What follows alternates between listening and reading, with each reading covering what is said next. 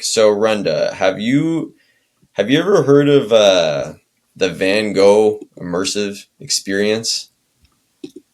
Like you Oh ever no. go to this? You ever see this? I think I've seen ads for it, but I don't think I've ever really looked into it or been to the exhibit. Yeah, I don't know. Okay, so I've never been, but I don't know. My mom went. She said it was pretty awesome. Like I kind of heard about that, and then I don't know. I just got a fridge magnet. She gave it to me. It's just on my fridge, so it's kind of just stayed in my mind. And one day I heard on a podcast that there's actually like five or six companies that do that. And that just really surprised me because I know that this is like a very popular thing. It's in so many cities and it's run year round. And they continue to actually sell a lot of tickets to these things. And I mean, look at this. This is $30 per ticket here. Look at this, selling fast, selling fast. I got kind of curious about that, and I just started wondering hey, why are there so many companies that are doing this? And then I realized oh, it's actually because it's in the public domain. Anything that is over 100 years old, you can just run an experience like this, and there's nobody that you necessarily have to pay out to because it's art and it's free. The creator has long died and now it exists for the public. So that immediately brings up the question of all right, so what's the idea here? Well, the idea is you use that as a framework and you apply it to a different IP essentially. Where my head immediately goes is Mickey Mouse, because Mickey Mouse became in the public domain, I think, in the last 1 to 2 years. That's an interesting area, but also, I mean, come on, there's so many of these cartoons from the 1920s that are starting to get in there. There's going to be so many more, and I think they're going to create opportunities to do things that are more creative and just more interesting than this Van Gogh thing. Stuff that will actually draw people out more and, do something really big with it. And again, I'm just going to go back into here. I was trying out Grok recently and I just had it run a revenue estimate, and it actually compared with Team Lab Borderless, which is actually, I don't know if you heard about that, but that's a crazy experience type of thing in Japan, which apparently does 4.7 million monthly. It's pretty crazy.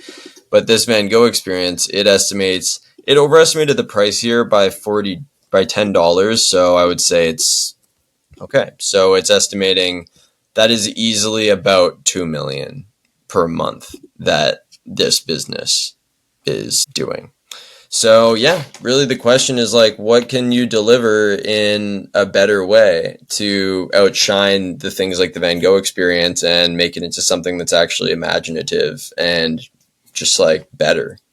Because there's obviously a ton of demand for this stuff, especially when it's attached to the right IP. Yeah, this is such a great space to disrupt, mainly because I've been to other art exhibitions before, and it was actually so boring. Even though I have appreciation of art and was a senior art director before in the creative agencies, what boggles my mind in the fine arts world is just the lack of these attachment to pop culture and commercial, or these entertainment like Mickey Mouse.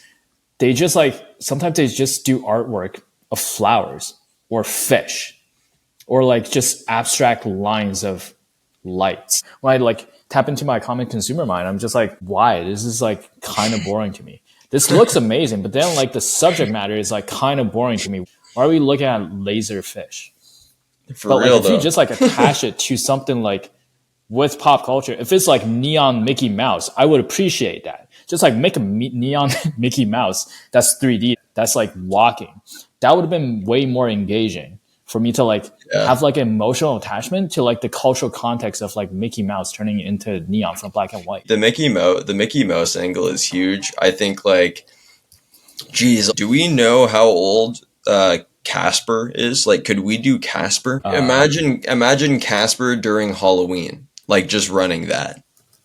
Like, come on, like you could actually make such like an awesome themed experience. Like maybe you could find your own corner in this experiences market by just offering horror experiences. What was the YouTuber that made this? I don't remember, but I saw somebody made a video about the market of haunted houses, and just like that business, that industry alone, like it's actually very impressive. Like like you see like Spirit of Halloween, and there's all these haunted houses that pop up. Like these are all businesses that function year round by operating for only like 1 to 2 months out of the year, and they are so highly profitable that like that's really all they need, and that is actually the owner's full-time thing.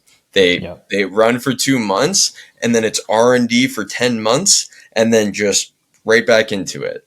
So like, run some shows, but do it with these awesome projection mapping technologies that are now available. Like take advantage of the stuff that the Van Gogh people are using. Yeah, what's so interesting about Casper is you can do the angle of haunted house, but like it's totally not scary, so that kids who like are too annoying when they cry at these things, or like for people who just like genuinely get too scared because like they're triggered with like horror, you can create an experience for that on Halloween and then have the most friendliest haunted houses experience. And even with like doing a haunted house at that level, I think you could potentially just like rent out a full house on Airbnb, rent it for like 2 months, and then just like projection map it. Maybe it's like a Toronto 3-story home that's just like projection mapped with like